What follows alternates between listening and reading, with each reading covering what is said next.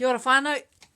We're going to do this song, Whiti Te Marama by Hirini Melbourne. Right, ready to get your groove on?